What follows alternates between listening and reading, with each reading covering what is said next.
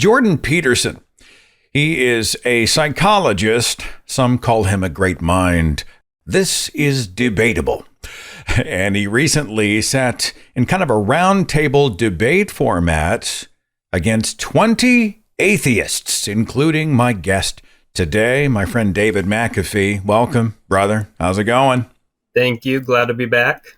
So Jordan Peterson set this up, or did a third party set the debate? How did you end up getting involved? Just set it up for me. Yeah, of course. So these debates have become pretty popular, especially among the Gen Z people. And it's called Surrounded, and it's by Jubilee as the company. And they usually get these big names. They've had Charlie Kirk, Ben Shapiro, and they typically have them go up against 20 college students about political topics. And these almost always are set up so that the person, the main debater, the celebrity person is going to come out victorious. And I know that because the transcript I was handed by the company said, it called him the hero. It said, okay, the hero sits in the center and everybody else sits around. And he is the only one that I've seen that public opinion has said that he's lost this format. But how I became involved was Jubilee contacted me and they said, would you like to sit down with a celebrity Christian? And I was a little hesitant at first to be one of the 20, just going around some mystery person. But from the clues that they gave me, I kind of figured out it could have been Jordan Peterson. And I was like, I'll take you up on that. And so I decided to do it. All right. So you've got a background in religious studies. Tell everybody real quick kind of what that background is. Yeah, definitely. I majored in religious studies at UC Santa Barbara, and I graduated and have an emphasis in Christianity and Mediterranean traditions. And so I definitely came armed from that perspective to this debate. And you are an author of what exactly? I'm the author of 9 books, started with Disproving Christianity and Other Secular Writings. In college, I wrote that. And then I have children's books, including the Belief Book, Book of Gods, and Book of Religions. And I also have published No Sacred Cows about investigating myths, cults, and the supernatural. It's funny because we both have a book with sacred cows in the title. And whenever you published after the fact and I'd published or something and our paths crossed and we're like, who's going to sue who first, man? I remember because your book did come out first and I had no idea. And I remember somebody told me about your book and I was like, I need to talk to him. And I emailed you and I was like, I hope there's no bad feelings. There's a ton of books out there with those titles. It was Ali Rizvi who used the subtitle, or maybe it was the title, From Religion to Reason, which was the subtitle of Deconverted. This stuff just cross-pollinates. I mean, there are no original ideas anymore, but I just thought it was kind of funny. So my format here, I'm going to play some clips from the actual 20-on-1 debate. Some people like the format. Some people think it's just a gimmick. What did you think? I mean, you participated. Is it just kind of a, hey, it's flash for clicks, soundbiteable stuff? Does anything get accomplished? Or do you find utility in having one guy in the middle and a circle of 20 around him or her? I think that's a fair question. In reality, I don't think it's all about accomplishing all that much. I think it's more about setting up, good sound bites and making the debater, the hero, look good. In this case, that didn't exactly happen, but I think that's more the vibe. I didn't get the sense that anybody was there to really learn anything new, So the theme is that these atheists have rejected God. Jordan Peterson says they don't really know what God they are rejecting, what they don't understand. They poorly defined, they've limited, they've reduced. I don't know. What's the vibe there, David? Yeah. His claim, the first claim, that the one that I participated in out of 4 claims that he made, was that atheists reject God without understanding what they're rejecting. And after fleshing out his arguments, he had kind of redefined every single thing in there so that, God is the Christian God, and the Christian God doesn't mean believing in Jesus. Being a Christian to him means striving for excellence, reaching upward. That's what he said. So that's why atheists don't understand God, because they don't understand that all it's about is striving upward. And if we understood that, we would believe in Christianity and we would accept his position. All right, let me play the clip itself where he's declaring, well, he's telling atheists why they don't believe. my experience with atheists is twofold, is that they have a very reductive notion of what constitutes God, let's say in the Judeo-Christian tradition. And they've often been hurt by someone who was religious or by the religious enterprise or perhaps by God himself, so to speak, and that's left them with an animus. Okay, David, we have limited our idea of God and somebody wounded us. That's kind of what I took from that. Am I close? Oh, you're dead on, and it's an argument as old as they come. I've heard that, since the first time I said that I was an atheist, I heard somebody say, well, you just don't understand it properly, and that it's okay. You don't really believe that. And he really dug in on that claim, and then on the flip side, he believed that Christians properly do understand what they're rejecting, but atheists do not. And then he trots out the story of Moses. And we did a Sunday school lesson on this on the show a few years ago where we talked about how, no mortal could ever totally take in the full presence of God. So God had a solution for Moses. Here's what Jordan Peterson said. So despite the fact that Moses is a stellar character and he's had a long and difficult life and can withstand a lot of difficulty and travail, God puts him between two cliffs, so he can just see a crack of what's in front of him. And when God walks by, he allows him to see his back. Okay, so the implication of that story is that the divine is fundamentally unknowable. It's a pinnacle experience, and that people in their finitude have to be shielded from a comprehensive vision of the basis of reality. Well, that's not the God that's defined in that manner, right? It's not a simple personification. It's not a simple old man in the sky. It's something that in its essence is unknowable and overwhelming. And that isn't, in my experience, the God that's defined by atheists who are attempting to undermine the story. The best part about Peterson's argument there is it, first of all, is a complete over-extrapolation of what the verse actually says, where he's reading so much into something that really just says that Moses witnessed God's backside as he walked by, and takes that to mean that nobody can comprehend the full view of God, and Moses was able to only comprehend this amount, and he took it to mean all these things that, as the interlocutor explained, you don't really know. These are interpretations. And then he kind of proved the opposite of his point by saying God did have this physical form that was able to be witnessed by Moses, which contradicts what he's saying about how it's not just a man in the sky. It clearly was just a man that was able to be witnessed by Moses in that case. I always enjoyed that story of God wandering the garden looking for Adam and Eve. That's Adam and Eve were hiding behind the trees. And I'm like, how do you hide from omniscience? I never understood that story. Same here. So you're one of the first ones in the chair. I think you were number 2, right? Yeah. And you get like 2 questions in. I actually lamented the fact that you didn't have a longer chance to sit down with a guy because I would have really welcomed a deeper exchange. But we get into our first example of, Jordan Peterson telling us what we think, who we are, what we believe. You're saying atheists don't understand what religion is or what God is in order to be able to reject it fully or completely. We have someone over here who studied it in their own way. I've studied religion. I have a degree in religious studies, specialty in Christianity and Mediterranean traditions. And further than that, beyond me, Pew Research studies suggest that atheists and agnostics actually know more about religion and about religious stories, the foundational principles, than believers. That's because they're more religious than they think they are. Okay. They're concerned with deep matters. And one of the defining characteristics of someone who's oriented in a religious direction is that they're concerned with deep matters. Okay. In fact, it's virtually definitional. Right. But they also have to identify with a religious tradition and accept the foundational stories that go along with that. Well, that would mean more that they're sectarian than that they're religious. All right. So you and I, by being interested in deep matters, are apparently religious. This is news to me. What a revelation, David. Yeah, you better change the name of your podcast. I got to change my books. We got to do all this stuff because Jordan Peterson says we're not really atheists, isn't He that? did a lot of that, though, didn't he? He would look at his interlocutor and say, well, you're just uncomfortable with the question, or you worship something because everybody does, or this is what atheists want to do with God, or how they define God. I mean, it's so presumptuous, and I didn't see anybody else doing that to Jordan Peterson, but he did it to you.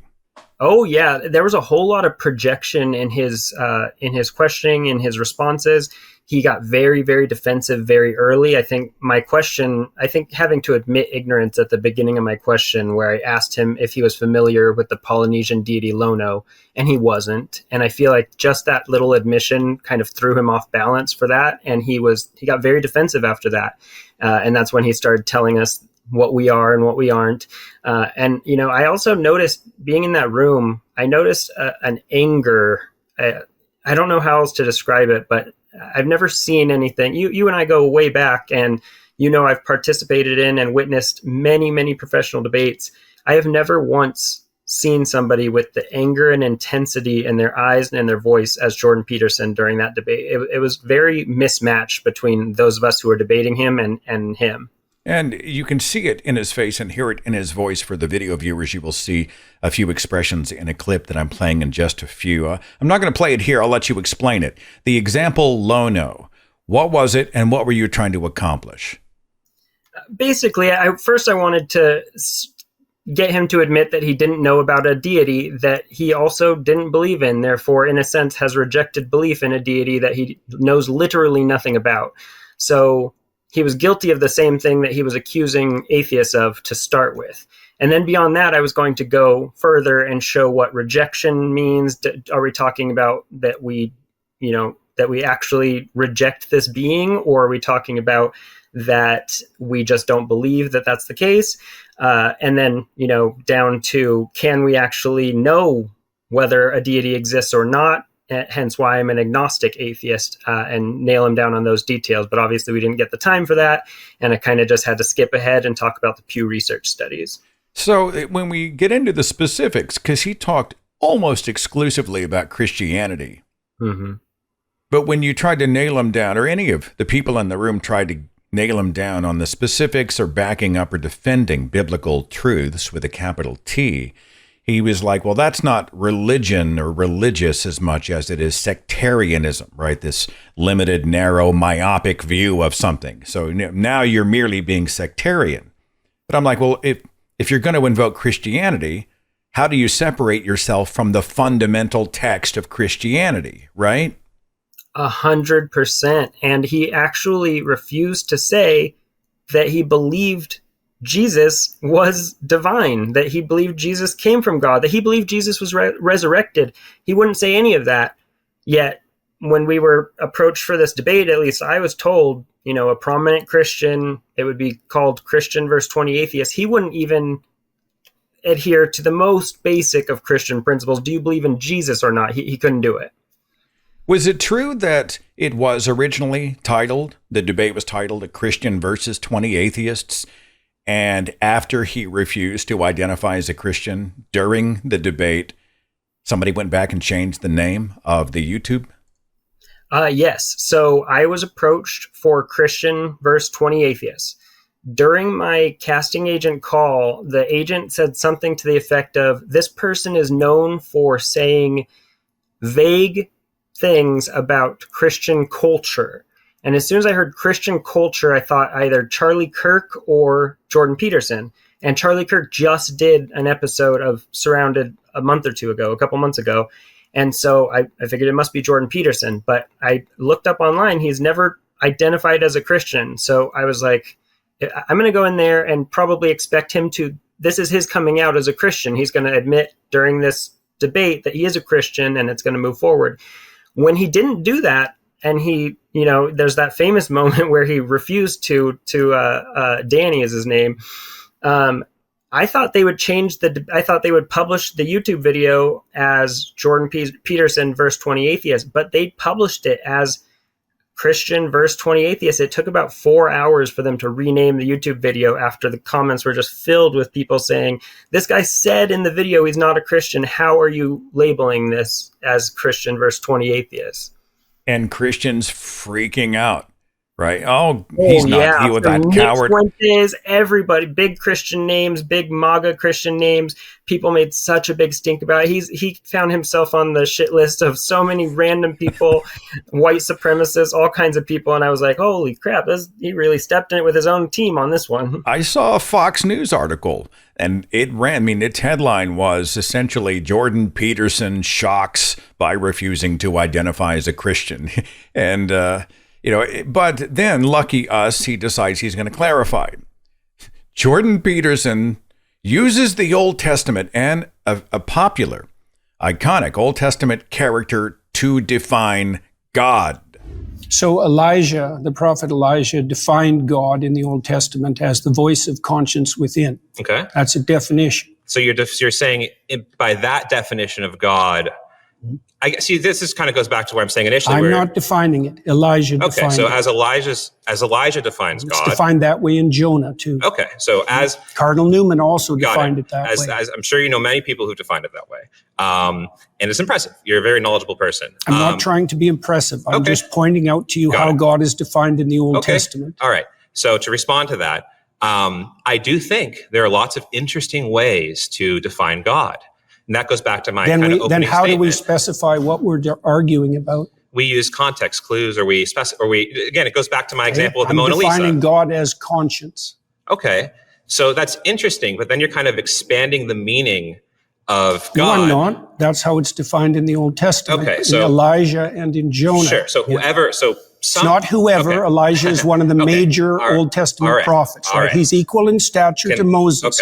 Okay. So it's not arbitrary. All right. So that is interesting, but it's not relevant to the context with which I am using the term God. It's directly relevant. Atheists reject God, but they don't understand what they're rejecting. You accept conscience as a guide, and conscience is one of the defining characteristics of God in the Old Testament. I think you're being intellectually disingenuous. In what way? Because again, I asked you if you believe that conscience guided you. You just asked me a question and then you stopped me from answering it.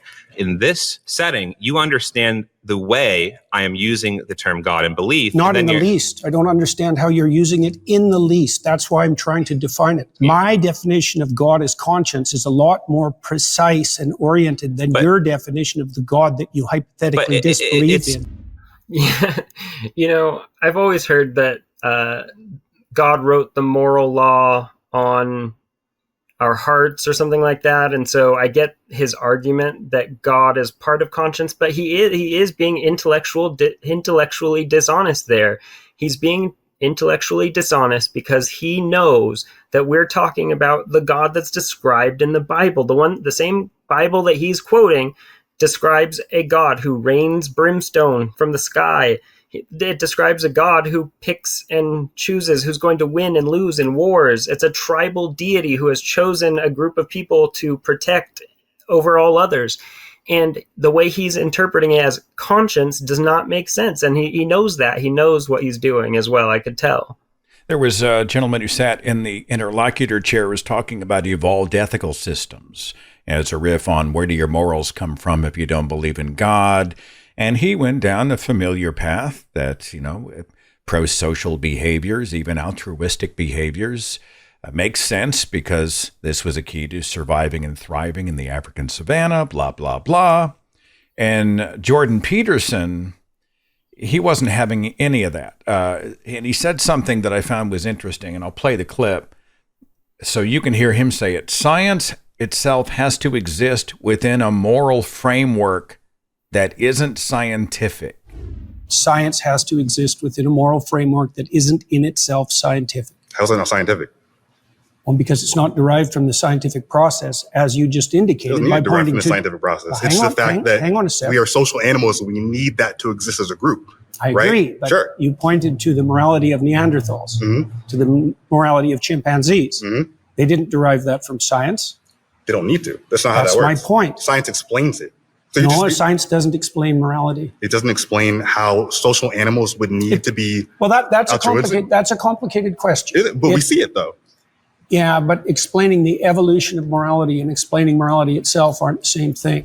I don't even really know what he was trying to go for with that, but I do remember when he was referencing science and our moral framework, he was basically saying that, like the nuclear bomb is a scientific advancement, but it was used unethically and was able to harm people. I don't think there's anybody who disagrees with that comment, but I also don't think that means what he was trying to make it mean, that science can't be a part of how we learn more about morality. It has to come from this biblical, it has to come from this religious place. I don't feel like his point landed there, and I think that he knew that. It felt like he knew that as he was being pressed on that point. Yeah, but how much of this stuff was just Jordan Peterson word salad, right? Peterson-isms, the metaphysical substrate. I think somebody even brought that phrase up during, I don't even know what the hell he means by metaphysical substrate, but he talks about it all the time. Did you find that when he was backed into a corner, he would just sort of weave a bunch of multi-syllable words in the hopes of masking the fact that he had nothing of substance? That's almost exclusively what he did. And, I'm familiar with Peterson before this. I know that that's kind of his MO, but I figured that we would at least be able to have a genuine conversation sitting together during this event. And instead, we're sitting here and he claims that atheists are rejecting God, but they don't know what they believe in. And he redefines atheism, he redefines rejection, and he redefines God in all these convoluted ways that nobody could possibly follow. I don't think he's following along. I mean, at one point, he gaslit his interlocutor by saying that he said A when he did say the, and he just didn't like to be pointed out that he was wrong. He didn't like when I made him admit that he didn't know about a deity. I think that's what makes him go into word salad mode, is when he feels like he's wrong about something, or when he feels out of place or put on the spot like he has to defend something he doesn't fully comprehend. Another example, he redefines worship in an odd way. So he says worship is a scale, right? It's a priority scale. So if something is down here, then it doesn't matter all that much to us. We certainly do not worship. We're not that attuned to it. We don't, I forgot what the word was, attending to it. Attending, yeah. Yeah. And yet, then if something becomes a greater and greater priority, when it gets really at the top, now I don't just love it or respect it or crave it or admire it or attend to it. I worship it. And so he, from that model, then, if you and I have anything in our life that means anything to us in a very deep way, we worship that thing. It's not possible that you don't worship anything. What do I worship? Because you wouldn't attend. Well, love. So you think I worship love? Do you attend in consequence of love? I'm trying to define something. What do you mean worship? Well, I told you what I meant. What do you mean? So I mean, something you worship is something that you have a reverential view for in a manner in which you believe it to be above and beyond normal things you like. Like you. So do you have that attitude towards your wife? I have that. Do you privilege her compared to other women? Of course, I privilege her compared to other women, but I don't worship her. Nor does she worship me. By the definition you just offered, yes, you do. Because you just offered a definition that involved prioritization and elevation. Well, and thinking that she is divine above and beyond what a normal natural phenomenon can be. Not other women, no, beyond any human being could ever be. I will prioritize her over any other women, but I don't think that she is so You're making the assumption that only the thing at the top or the bottom has anything to do with worship. And I'm saying that's not true. It's a hierarchy of prioritization. And there's either something at the top or the bottom, depending on the metaphor, or you're fragmented and confused. Those are the only options. So let's say you're either going in many directions, or you're going in one direction. So let's suppose I'm fragmented and confused. Then you agree I don't worship anything. No, then you'd worship multiple things. His logic here is completely circular, because he literally says that whatever is at the top of your totem pole of things that you care about, whatever it is, that's what you worship. And so everybody worships something under that model, because even if you don't believe in something very deeply or love something very deeply, whatever you believe in, love the most, that's what you would worship in his mind. It completely does not make sense. It redefines all the terms so that he's right, and it's ridiculous. And he did the same with this idea of something that we believe in. You and I believe in something. If we believe in something, then how far are we prepared to go with that belief? Okay, so you're saying that you don't believe something if you wouldn't die for it? Not really, no. Okay. So then, how would you define belief? Something you say? Well, it reminded me of in Dogma when Rufus is saying a belief is something that you really people die for, and an idea is just something that you think, And I think he took that a little too far, took it as gospel, and started deciding that if you believe in something, you have to die for it. He really said that. He said anything that you believe is true, you will die for. And then when confronted on that point where they said, here's an instance where you would lie and not die for your beliefs based on what you think is true or not, he completely backpedaled. He said he refuses to answer hypothetical questions. And that was one of the highlights of the entire debate. Oh, I got to play a clip from that because this is a point where Jordan Peterson is visibly agitated. He lost it. Would you lie if it meant you would save a life? I could believe it is the case that this pen exists, but if someone threatened my life, right, I would lie in order to be able to save my life, right? I think you would do that too. You wouldn't lie to save your life. Don't be so sure. You wouldn't lie to save your life? How much do you know about me? I didn't lie to save my career. I didn't lie to save my clinical practice. Would you lie to save your children, your mom, your dad? I don't think lying would save them. Can there ever be a circumstance logically that lying could save someone? Yeah, and if you're steeped in sin, you're likely to live in circumstances like that. I'll give you an example. If you're in Nazi Germany, and it is the case that there's Jewish people in your attic and you're trying to protect them, example. Would you lie to the Nazis? I would have done everything I bloody well could, so I wouldn't be in that situation to begin with. It's a hypothetical, and it's not answerable. Hypotheticals? No, I can't answer a hypothetical like that because it's far. If you present me with an intractable moral choice that's stripped of context and you back me into a corner, you're playing game. I just told you I would do everything that I could to make sure that I'm never in that situation. By the time you've got there, you've made so many mistakes that there's nothing you can do that isn't a sin. How unbelievably pathetic is this notion that, the Jews who were oppressed by the Nazis in Germany, who lied to hide Anne Frank or whatever. Well, they got themselves into this position through a series of 1,000 preliminary decisions that they should have known better. And it was their sin that put them in a position where they would have to lie to escape murder by the Nazis. Jesus Christ. David McAfee, I mean, you had to have almost been wanting to come out of your chair at the time, right? If there's video of me in my chair, I was popping out of my chair. Because not only is this man saying what you exactly just stated, he's saying, these people who hid Jews from Nazis made all these mistakes that led up to that point, like being born in Germany, like knowing a Jewish person. These are the type of mistakes that these people made necessarily. There's nothing else. But beyond that, if you take his words and you map out what that actually means, what he's saying in that clip is that if he were around in Germany during Hitler's reign, that the Holocaust wouldn't have happened. He said, I wouldn't have found myself in that position because I wouldn't have let myself by the time that the Holocaust happened, there were so many mistakes that people let it happen. He was literally suggesting that he alone, Jordan Peterson, could stop the Holocaust and would have if he were around at that point of time, and that he would have done it without lying once. And that those who were caught up in the meat grinder of Hitler's Germany were essentially responsible because all of the preliminary decisions they had made in their lives had led them to the moment of calamity. It's victim blaming. And it's offensive. Jewish.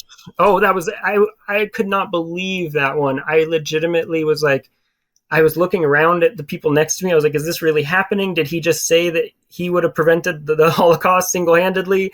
And to my surprise, that wasn't even the highlight of the debate, the main highlight of the debate, because then it comes to where he's put on the spot about the Christianity and has that whole blow up. But when he's talking about Nazi Germany, I saw him get so mad. And I think they cut out certain parts where I saw in the room where his eyes he was looking at, I believe his name was Parker, with just this hatred that I really have not seen, as I mentioned. I can't get into that guy's brain. I don't know what's going on in there, but it's not pretty. Before I play the next clip, I got to know, you're sitting there with all these other people. First of all, are you taking visual cues from each other? You're watching each other going, oh my God, oh my, can you believe he's saying that? Are you guys playing off each other? Oh, definitely. Yeah, we're all keeping each other in view. And the thing that was bad for me is a lot of these people are regulars, where they're doing these debates all the time, and they're the people that they call in to do this thing. And I was pretty much the only one, or one of the few, who hadn't done it before. And so that's why they kind of voted me out faster, so that they could get their turn to talk for their friends and the people who are doing it a lot more often. That's what they told me afterward. But during the actual debate, we're all looking at each other. And I even saw in my clip, when I'm making the Pew Research point, I see people with their flag up to take me down, and they're like, oh, yeah. And the point you were making, to be clear, was that non-believers actually statistically have a greater knowledge of what the Bible says than the people who ostensibly believe in it. And you were just trying to say, I think the point was, correct me if I'm wrong, that, hey, we're not coming at it because we don't understand. We're actually in disagreement because we do often understand better even than those who say it's true. 100%. And you and I are good examples of that. With your background and my background, we do know more than the average person, the average believer does about their religion. And that's okay. That's not to say that they can't have their faith, but to come to a debate like this and assert the opposite, I'm going to have to bring up the facts. And those studies are done every couple of years. It's not a one-off. They always show atheists, agnostics, and then Jewish people, they have the highest understanding of the various religious systems. Oh, goody. Jordan Peterson is asked about slavery and other atrocities in the Christian Old Testament. So in the Bible, it talks a lot about slavery, right? Yes. Yes. So in that, it teaches you how to take care of a slave. Rather than saying slavery is wrong, I think it should say that. It says that in the story of Moses. It says slavery is incorrect. It says it's immoral. That's why Moses leads his people away from slavery. But why does the Bible predicate and tell people exactly how to take care of a slave? Isn't that immoral? Wouldn't you say that culturally we've evolved as a species, as he said earlier about empathy? Yeah, I would say that the reason we evolved, so to speak, away from slavery was because the West was founded on Judeo-Christian morality and the presumption that every person was made in the image of God. And so slavery itself became immoral, and that was established by Protestant Christians in the UK, who then convinced the UK government for 200 years to go to war on slavery. And wouldn't you say that this is about the cultural evolution of humans in general, rather than just Christianity? No, I think it's the flowering of the ideas that were embedded in the biblical texts across long spans of time. I feel like this is just humans editing based on the cultural evolution of morality. What do you mean by just?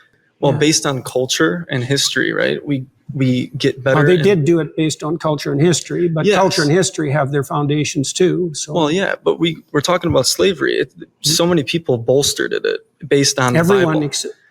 Based on the Bible. They looked at it and they justified it in the United States and the Deep South. They justified slavery. Yeah, but the main thrust of Protestant thought in particular was stringently against slavery, and it was about the only movement in the history of the human race that had an anti-slavery direction. Which was driven by humans and their understanding of morality. Well, it depends. It's the same with women's suffrage. I mean, women's in the patriarchy. What do you mean it was driven by humans?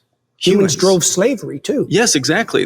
So there's no argument there. If slavery and anti-slavery were both driven by humans, what does your claim that they were driven by humans have to do with it? Evolving morality based on the culture that within the society that they live in. Okay, fine. So with women's suffrage as well is a very similar topic in the Bible. There are denominations in Christianity, such as Pentecostal movement, which do bolster women to be pastors, right? Which I think that's a great thing to do. But most like to disregard women. Where do you women. think the idea that human beings were sufficiently equal to all vote and not be slaves came from? Humans. Yeah, but so did the idea of slavery. So did the idea of God. Fine, but what's your point? Like, you're not making an argument. You're just saying all thoughts come from humans, regardless of the thoughts. It's not driven by a higher power. It's driven on our experiences as humans, which is what is best for all people. Is it driven by conscience? It could be, which conscience is also something that has evolved over time. And I think that's something that does evolve in morality and empathy. Okay, I don't understand the point that you're making. As I was listening to that, all I could think of was Bill Clinton. It depends on what the definition of the word is. Define just, define higher, define all.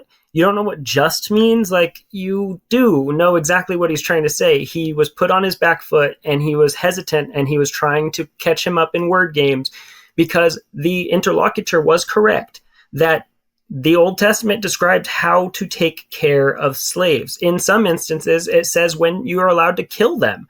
And it never says that slavery is amoral, is wrong in any way. He's talking about the story of Moses.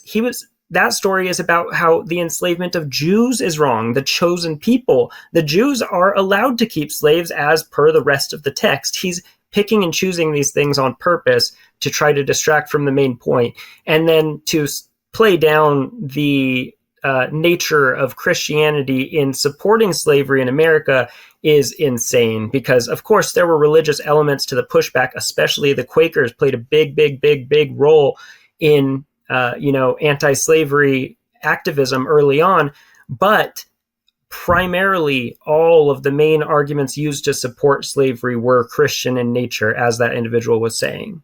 Exodus, 7 through 12, I think, tells the story of Moses and the liberation of the Israelites out of Egypt. But it's just a few chapters later in Exodus 21, we're talking about specific instructions, how to beat your slave, how if the slave gets up within 48 hours and he's conscious and can move around, then there's no punishment or penalty for the master. And, you have Jesus, we have New Testament references to slavery, and Jesus never once says, this is a shitty idea. So this idea that, Judeo-Christian thought is the reason that the abolition of slavery has taken place, not just in the United States, but worldwide, is absolutely crazy. You want to speak to Judeo-Christian? He threw that term out a few times. Oh, yeah. He loves that because he knows that it helps him conflate his beliefs. But when it comes to the issue of slavery, Christians could have a good point if they were able to make it properly. It is true that a lot of slaves were mistreated during the years in which the Bible was being compiled. And it's also true that having rules such as, hey, you could be punished if you kill your slave, that was pretty new to the time. So Christianity was a step forward regarding the treatment of slaves at their time period. But the second you say that it's from an all-knowing God, an all-loving God, you throw all that away because now you have to account for how these beliefs have continued for all these years, even though now we know that they're amoral. We have to account for why God and Jesus allowed slavery in the first place if they are truly all-loving, omnipotent beings. And that's just, they can't do that. So yeah, Peterson ended up looking like a fool there too. I narrated the audiobook for a Syriologist, Dr. Joshua Bowen, did the Old Testament endorse slavery, and he was addressing the common apologetic that, God had to work with what he had at the time. These primitive ages, these primitive cultures. So he had to condescend and use the system that was already in place. God just couldn't abolish slavery outright. He had to kind of, use the clay that he was given in this primitive time. David McAfee, we know it's bullshit. Why is the argument bullshit? Well, they used the clay that he was given. Given by whom? Oh, wait, God who created us all? I think the time that anybody leans on that argument that you just made is them admitting that God isn't all powerful. If he has to play into whatever the current culture's games are, and he has to rely on the clay he's given for this particular context, then he's by definition not all powerful. So let's play the clip that we've referenced a few times, and this is the hottest moment in a 90-minute discussion. I'm excited to talk about this one. Where the guy goes, the interlocutor, I can't remember his name, he goes hard. Some would say too hard, but I don't know. I thought it was kind of refreshing. At Jordan Peterson regarding his Christian/Catholic faith. Are you familiar with the Immaculate Conception? Why is that relevant? Because you go to a Catholic church, don't you? Or you've attended recently. You're interested in Catholicism, aren't you? Sure. All right. Are you familiar with their doctrines? Somewhat. Okay. You're their familiar. Doctrines are very how do they deep. regard Mary? Why are you asking me that? Because you're a Christian. You say that. I haven't claimed that. Oh, what is this? Is this Christians versus atheists? I don't know. You don't know where you are right now. Don't be a smartass. Well, and I mean, either you're a Christian or you're not. I won't talk to you if you're a smartass. Either you're a Christian or you're not. Which one is it? I could be either of them, but I don't have to tell you. You don't have to tell me. I was under the impression I was invited to talk to a Christian. Am I not talking to a Christian?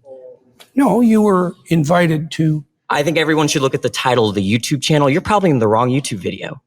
You're really quite something, you are. Aren't I? But you're really quite nothing, right? You're not a Christian. Okay, I'm done with him. Danny came out of the gate very hard and very fast at Jordan Peterson. And, there was a part of me that did cringe because he's coming at him so hard, so fast that it doesn't feel like it's in good faith. That being said, the format necessarily lends itself to that type of interaction. So I wasn't really blaming him. And then he asked the questions that every single one of us was wanting to ask. In that room, every single person was like nodding right along with him because we all wanted to know how he's capable, how he wants to defend the Christian position and won't admit to his own Christian beliefs or lack thereof. He wouldn't say it either way. Then when Jordan Peterson rage quit on everybody and said, I'm done with this one, Danny walks away, and the production actually chastised Danny and was like, that's not cool. We're not going to let you come up and speak again because of that. He got in trouble. And after the filming, I was talking to Danny. We were just kind of alone, just chatting about it. And he was like, they're going to cut that out of the debate because they got mad at me and it's going to make them look bad for even having him on as a Christian when he won't say he's a Christian. And I told him there is no way they are cutting the most interesting part of that debate. There's just no way. That's going to be the highlight. And then as soon as it published, they opened with that clip and it just went crazy. And I was like, I knew they were going to lean into that. Is there a question that you wish you'd gotten in? I'm sure there's probably a booklet of them. But before I let you go here, the format is tragically limited, 20 people in a room, 90 minutes, blah, blah, blah. But you're sitting down over coffee. What other stuff would you have asked Jordan Peterson? Yeah, you're right. I have a book about it in my mind about it. And I would like the chance to sit down with them and have a good faith debate about these topics. I just don't know if he's capable. I truly don't know that. I didn't get the sense that he was. I got the idea. I got the viewpoint that he was trying really hard to confuse people and trying really hard to keep people from understanding, as opposed to trying to understand and help people understand. But if it was a good faith discussion, I would definitely have gotten him to nail down some definitions of belief. Does it just mean adhering to something that you think is true? Or does it really mean to him, like, if you believe this pencil is red, then you will die for that pencil being red? I need him to know. I need him to tell us if that's true or just bluster. I think we all know that that's bluster and that he really, really, really wants the people that he talks to at the Daily Wire, his conservative audience. They want him to say stuff like that. And so I think that was more for the audience at home than anyone else. I feel like there's a whole culture of folks they're just impressed. Something about the way he presents, like, I don't get it. When I look at him, I'm like, no, that doesn't make any sense. No, that's bullshit. No, that's esoteric word salad. But there is a demographic of people. I'm not trying to say I'm smart than anybody else, but for some reason, his frequency hits their receiver. And they're like, wow, that guy's an intellectual heavyweight. Let us, listen with great attention to everything that he has to say. I do not get this, David. I don't understand. I actually know a person, and I hope she does not watch this because I was just talking to her the other day, a girl I used to talk to years ago, and she now considers herself a conservative and no longer an atheist, and she used to be a liberal atheist, and she credits Jordan Peterson for that. She says until she started listening to Jordan Peterson, she was a liberal atheist, and now she's not. And when I was talking to her about it, she's like, he's just so genius and all this stuff, and I think it's because he's just smart enough to convince dumb people and average intelligence people that he's smarter than he actually is. I will not say that he's dumb. He's not. I could tell that he's an intelligent man. You have to be able to be smart to be able to play the word games that he does play. But he's not the genius that he wants people to think he is. And I think that's probably his greatest insecurity. I think that might be why he plays these games is because he fears that somebody's going to find out that he's not what he's presented himself as. It also might explain why he got so agitated at several points when he was really called to task. Next time we'll sit you down in a room and you can have a debate with a random word generator, and they might have kind of the same experience. David, where can people find you, your books, your work, etc.? Where do they go? Yeah, go to, I'm on Facebook, author David G. McAfee. My books are all on Amazon, Disproving Christianity, No Sacred Cows, Hi, I'm an Atheist, The Belief Book. You can find me anywhere. David G. McAfee is usually my tag. And I will throw the link to the original debate, the 90-minute 20-on-1 Atheist versus Jordan Peterson debate. That is linked in the description box, and it's worth a full watch rather than just catch the sound bites. Go back and check me and watch the whole damn thing, and I think you'll find it compelling, interesting, entertaining, maddening, and probably a whole bunch of other adjectives. David McAfee, it's always a pleasure to hang out, my friend. Thanks for telling us about your experience, and we'll talk again. Yeah, thank you so much for having me. I appreciate it.